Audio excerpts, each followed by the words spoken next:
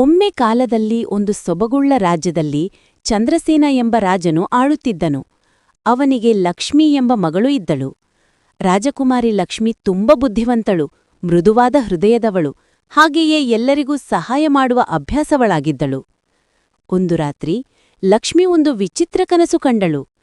ಅವಳ ಕನಸಿನಲ್ಲಿ ಆಕೆಗೆ ಒಂದು ಹೂತೋಟ ಕಾಣಿಸಿತು. ಆ ತೋಟದಲ್ಲಿನ ಎಲ್ಲ ಹೂಗಳು ಮಾತನಾಡುತ್ತಿದ್ದವು. ಗುಲಾಬಿ ಹೂವು ಹಾಡುತ್ತಿತ್ತು, ಕಮಲ ನೃತ್ಯ ಮಾಡುತ್ತಿತ್ತು. ಹಾಗೆ ಚಂದನದ ಮರವು ಸುಗಂಧದ ಮಾತುಗಳನ್ನಾಡುತ್ತಿತ್ತು. ಮುಂದಿನ ದಿನ ಬೆಳಿಗ್ಗೆ ಲಕ್ಷ್ಮಿ ಆ ಕನಸಿನ ಬಗ್ಗೆ ತನ್ನ ತಂದೆಗೆ ಹೇಳಿದಳು. ಅರಸನು ಅಚ್ಚರಿಯಾಗಿ ಕೇಳಿದನು, ಮಗುವೇ, ನಿನಗೆ ಕಂಡ ಕನಸು ಏನಾದರೂ ಅರ್ಥವಿರಬಹುದು. ಬಾ, ನಾವು ಆ ತೋಟವನ್ನು ಹುಡುಕೋಣ. ರಾಜನು ತನ್ನ ಯೋಧರನ್ನು ಕಳುಹಿಸಿದನು, ಆದರೆ ಯಾರಿಗೂ ಅಂತಹ ತೋಟ ಸಿಕ್ಕಲಿಲ್ಲ. ಲಕ್ಷ್ಮಿ ತಾನು ಸ್ವತಃ ಹೋಗಿ ಹುಡುಕಬೇಕೆಂದು ನಿರ್ಧರಿಸಿದಳು.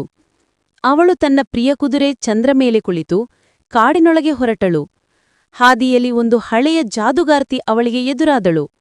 ಆಕೆ ಹೇಳಿದಳು, ರಾಜಕುಮಾರಿಯೇ, ನಿನ್ನ ಕನಸಿನ ತೋಟ ನಿಜವಾಗಿಯೂ ಇದೆ, ಆದರೆ ಅದು ಕೇವಲ ಒಳ್ಳೆಯ ಮನಸ್ಸಿನವರು ಮಾತ್ರ ನೋಡಬಲ್ಲರು.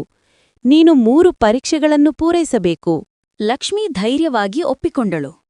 ಮೊದಲ ಪರೀಕ್ಷೆ. ಒಂದು ಹಳ್ಳಿಯಲ್ಲಿದ್ದ ನದಿಯು ಒಣಗಿಬಿಟ್ಟಿತ್ತು. ಲಕ್ಷ್ಮಿ ತನ್ನ ಕೈಯಲ್ಲಿ ಹಿಡಿದಿದ್ದ ನೀರಿನ ಪಾತ್ರೆಯನ್ನೆಲ್ಲ ಹಂಚಿಕೊಂಡು ಹಸಿದ ಪ್ರಾಣಿಗಳಿಗೆ ನೀರು ಕೊಟ್ಟಳು.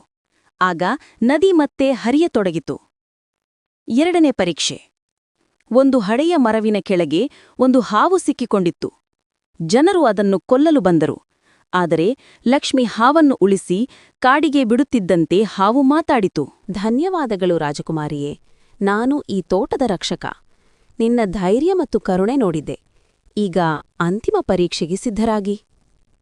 3ನೇ ಪರೀಕ್ಷೆ.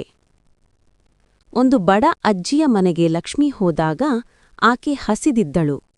ಲಕ್ಷ್ಮಿ ತನ್ನ ಆಹಾರವನ್ನು ಅವಳಿಗೆ ಕೊಟ್ಟಳು. ಆ ಕ್ಷಣದಲ್ಲೇ ಅಜ್ಜಿಯು ಒಂದು ದೇವತೆಯಾಗಿ ಪರಿವರ್ತಿತಳಾದಳು. ದೇವತೆ ಹೇಳಿದಳು, ಲಕ್ಷ್ಮಿ, ನೀನು ಸತ್ಯ ಹೃದಯದವಳು.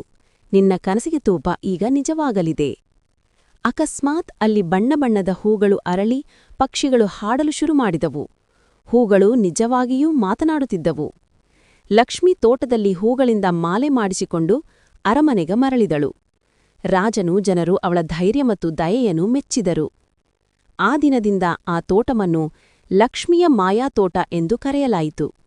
ಅದು ಜನರಿಗಾಗಿ ಸದಾ ಹಸಿರಾಗಿ ಸುಗಂಧವಾಗಿ ಅರಳುತ್ತಿತ್ತು.